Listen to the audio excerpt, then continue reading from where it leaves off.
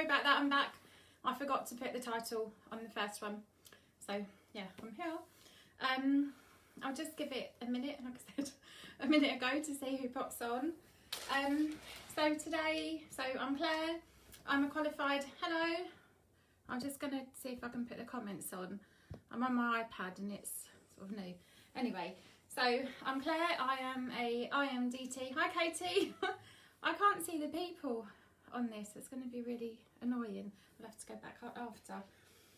So I'm an IMDT qualified trainer, but I've worked with dogs all my life, so pretty much everything you can think of, holistic grooming, dog walking, pet care, working in kennels, a bit of hydrotherapy, and I've progressed into training for the last 4 years, done lots of volunteering abroad and here. Hey, comments are coming up.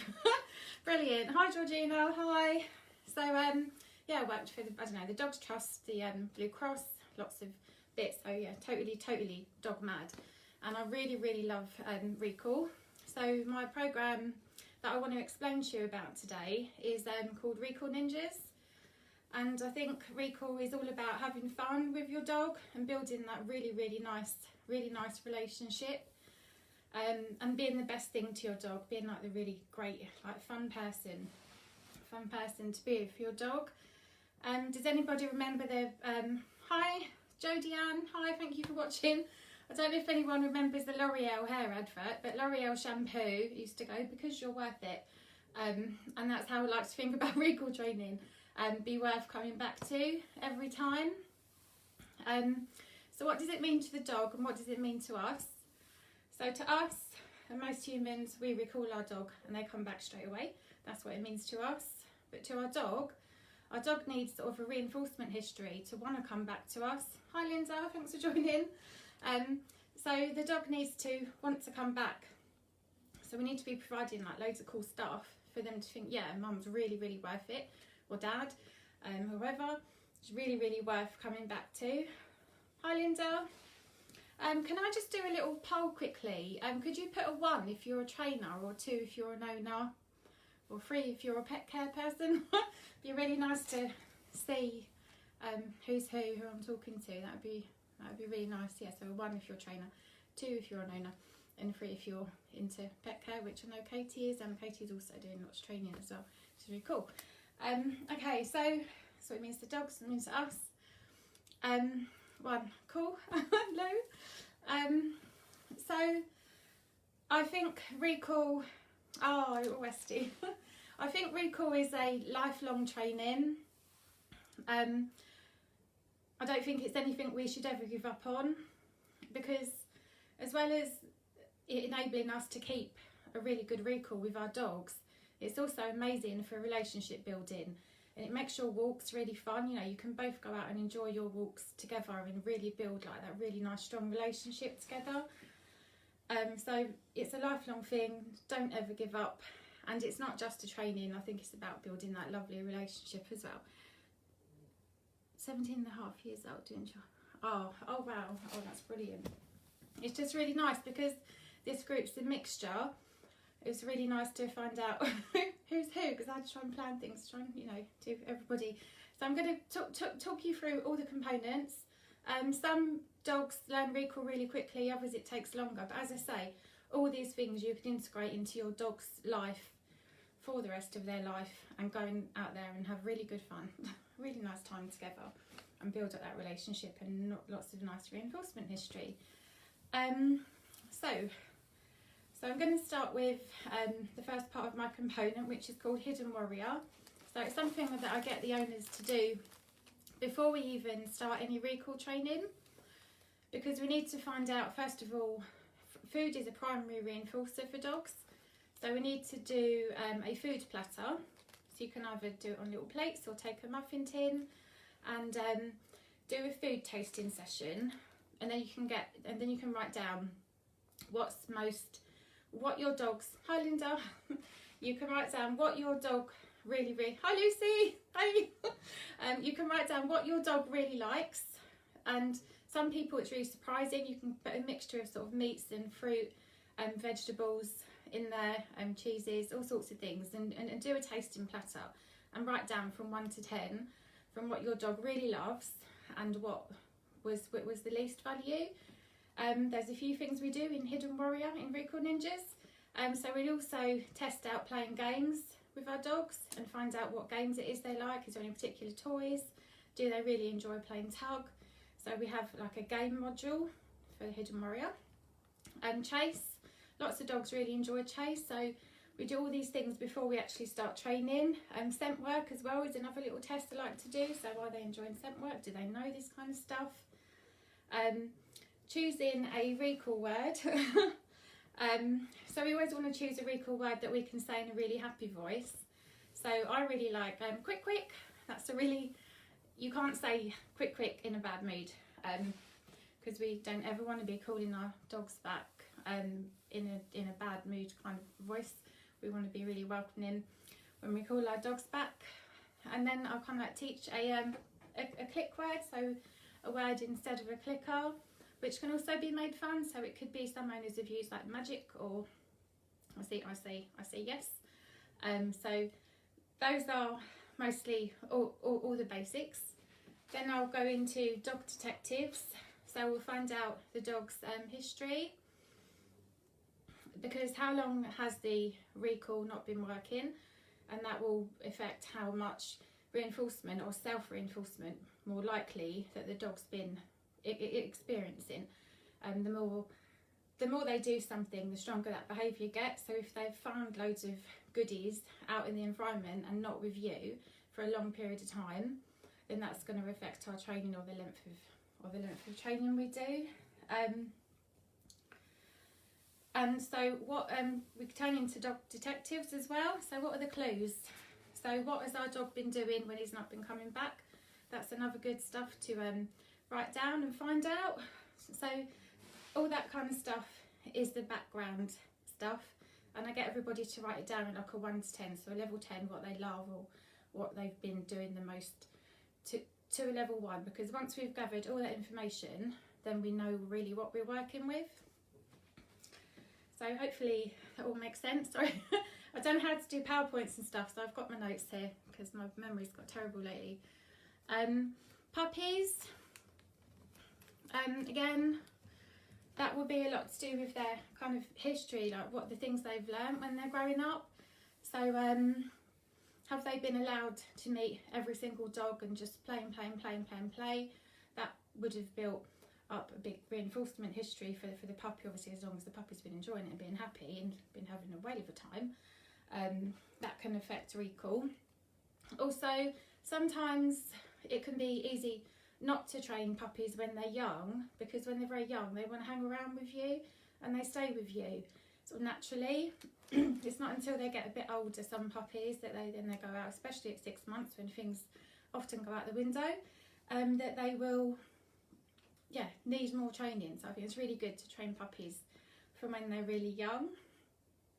So not letting them meet every single dog out on your walks, not letting them do like loads and loads of play with every single dog that they meet, really building up value in you, focusing you games, lots of rewards with you, and not meeting every single dog for puppies. So the other kind of things we need to think about are the environments that we train in. So when we first start training recall, we want to be training in non-distracting areas, somewhere nice and quiet. So we want to put control and management in place as well.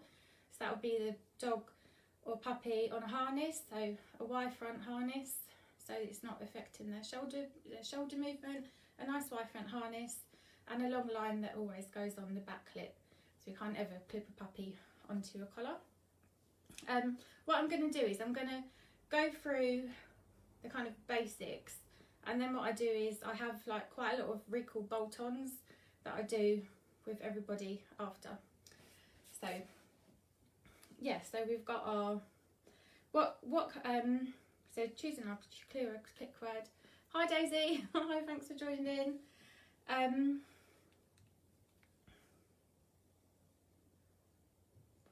Sorry, I'm slightly lost for a second. So some dogs learn fast, some dogs, take a while. So Recall Ninjas level 1. So first of all, for the first week, I'd start doing some classical conditioning. So say your recall word, give a treat, say your recall word, give a treat. I do 3 classical conditioning games. So after that one, we start adding in some movements, make it a bit more interesting, a bit more fun. Once they kind of got used to that, then I play a game called Surprise. So you'll just randomly shout out their recall word when they're not expecting it. Hi Linda, and play the surprise game. So we do that for week 1. Week 2, we'll be building up like a whole variety of recall games. So they're learning the recall cue.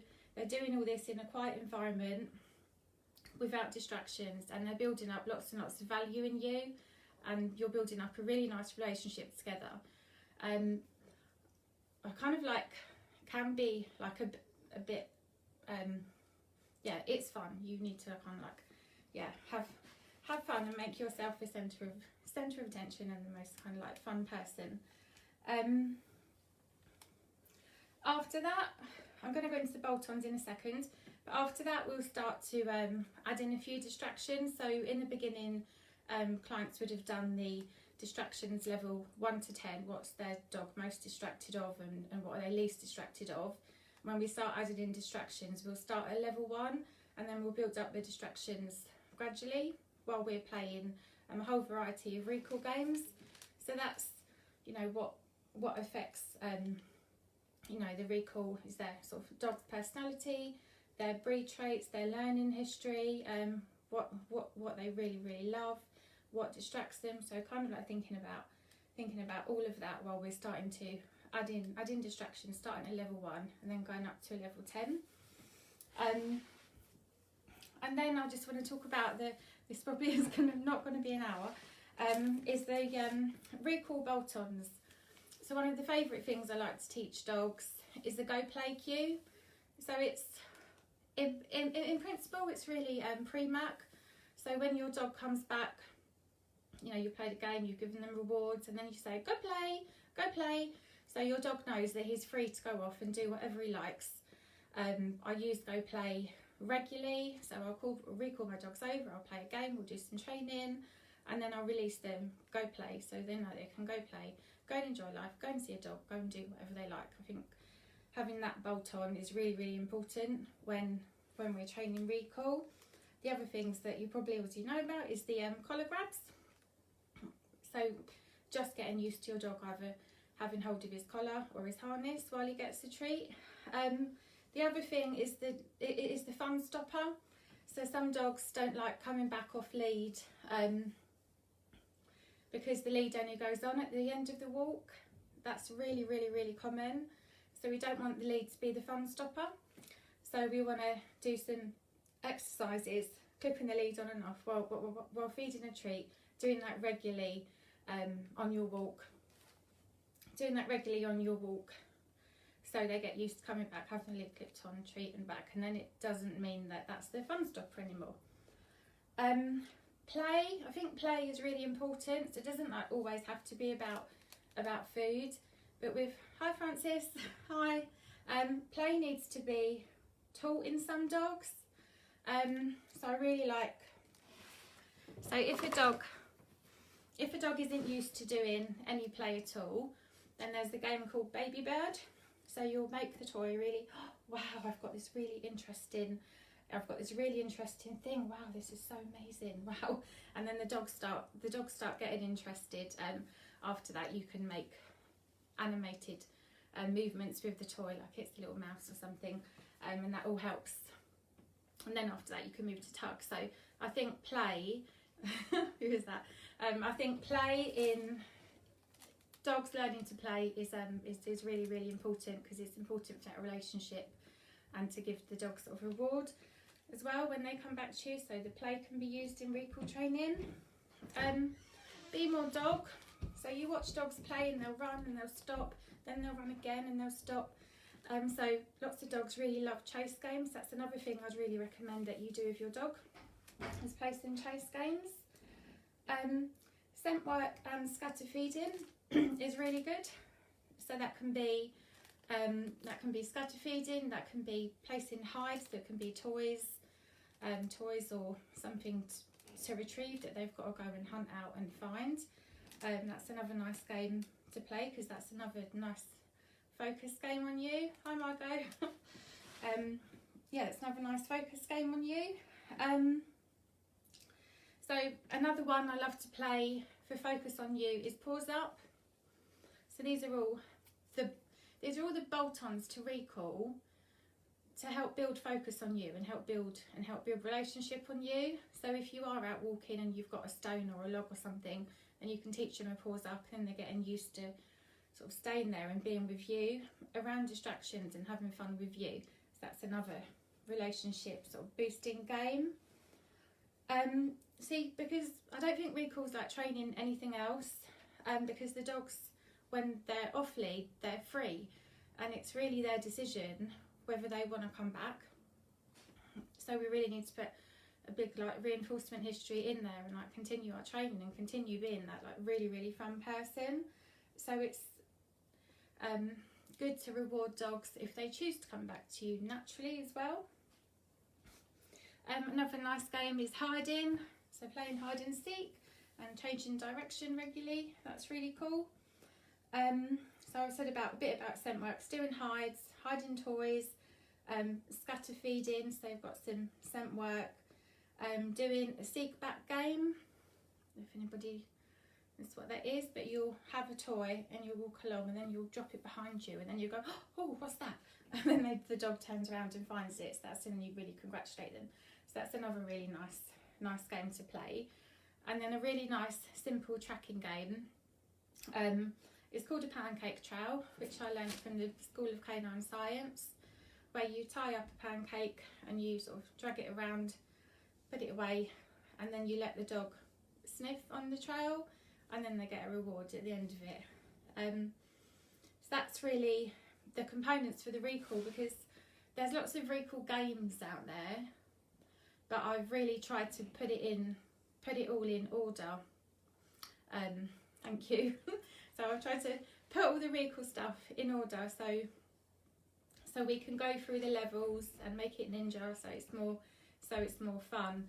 I've done a 5-day challenge a couple of weeks ago that went really well, and I am starting a Recall Ninjas membership, so there's going to be lots of videos and lots of support, because one thing I did a poll with people, and people generally said there wasn't enough support. So my Recall Ninja membership is going to be a monthly thing, so people are fully supported from the start of their journey until they've got there, until they've got what they need, until they've got their dog recalling and they've got all the tools and to carry on and then I'll be there if anybody, if they need it.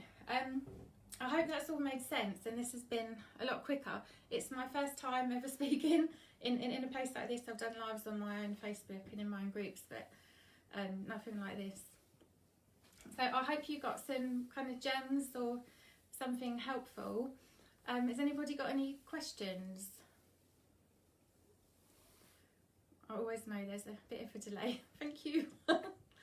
Thank you. Hi Linda, thank you. I don't know. Oh, thank you. I'm doing great. I didn't want to teach anybody to suck eggs, but I'm hoping that I was able to give a few things out by laying it out into a system, or maybe some few gems that might really help.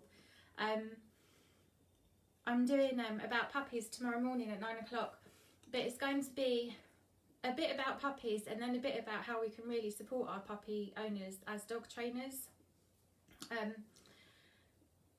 So how we can give them support over and beyond sort of a 6-week training course. Recall when your dog loves to chase squirrels. Oh, thank you. Thank you. Yeah, so it'd be starting, if we tried to start recall training around squirrels, then we're starting at a level 10. It's like starting at the deep end. So again, we need to start from the beginning and put in all the foundations in an area. So I'd avoid areas at the moment where there are squirrels, because that's way too much sort of temptation, until lots and lots of training has been put in and all the foundations have been put in, and then you add in distractions until you've got a really good recall with around other distractions, and then we start doing the recall stuff over squirrels, because you have to think, what kind of stuff is he enjoying about squirrels and what can you provide instead? I think I've missed a bit of my notes because I definitely wrote something about that. So about the dog's personality, about finding out really what they love, about their breed traits, what can we provide the dogs. So when in the beginning, when I said about what's their history, what are they doing when they're not coming back, that's when we know that information, then we can do games and activities to provide the dogs with something similar that isn't chasing squirrels. I don't think recall, and if anyone agrees or disagrees with me, but I don't think we can ever guarantee recall like 100%. I think we can get really close, but I don't think we can guarantee it like 100%. Obviously, Lucy, it's hard to reward during a recall. Yeah, running is the best thing she knows. Done a bit of training, sorry, when she comes in and stands still and I touch her, but I shout well done and chase as a reward. Oh, that's good. High value with dog. So you've already, some of the recall games that I do involve chase. You can also, I don't know if I've got one here. Sorry, I'm just hunting through my dog's toy box. I don't know where it is. But have you heard of Tug Enough? Because they do really nice tuggies with like a fake fur on the end. They're really good to run along with. It's just something that she can chase and something that she'll probably really enjoy. So we need to think of ideas that will give her the chase. So running along with a tuggy, some of them come on really long ends, or the whippet. Excuse me. Yeah, or the whippet. Oh, hi Karen. Hi. I'm nearly finished now. Yeah, so ideas that will really help her chase. So running along with a tuggy, so you can either run with it or you can move it in a big circle, and then she's getting that chase from you. She's getting an outlet that she really needs. So I think that will hopefully that helps. Is there anything else? I hope I haven't missed. Yeah, so if she loves to run, providing things where she can run, and for a period of time as well, so she has a nice reinforcement history with that as well. I like the idea of the toy and being surprised. Yeah, I have to find that one for a bit of fun. Yeah, so the seek back game, and it can get a bit harder. You know, you can start walking along and then drop it and then go, where is it? And then you can gradually sort of move the distance, or sort of quickly chuck it somewhere where the dog can't see it, like in a bush or something, not a prickly bush, a bush. And you can make the seek back game a bit harder and sort of like up the level, but that's a nice game. But I just think, you know, recall, as well as training the recall, we need to have fun with our dogs and building the stuff that they want and they really enjoy, because then we can enjoy our walks and have a really cool time together. I love walking my dogs because I play games with them every time. So yeah, it's good, and it's such a good feeling when you've got to the end of your recall training and your dog can do a U-turn away from what it used to not be able to come away from. So whether that's the bull, whether that's other dogs, when you get that U-turn recall, when you call them, it's a really, really good feeling. It's really nice to watch them come around and then come back again. I've lost all the comments now. Sorry. Right, I'm gonna love you and leave you. I'm just gonna try and get some sleep because I'm on again at 9 o'clock. With some caffeine probably. So thank you so much for watching, and yeah, time for a tea break until the next person. Thanks very much. Bye.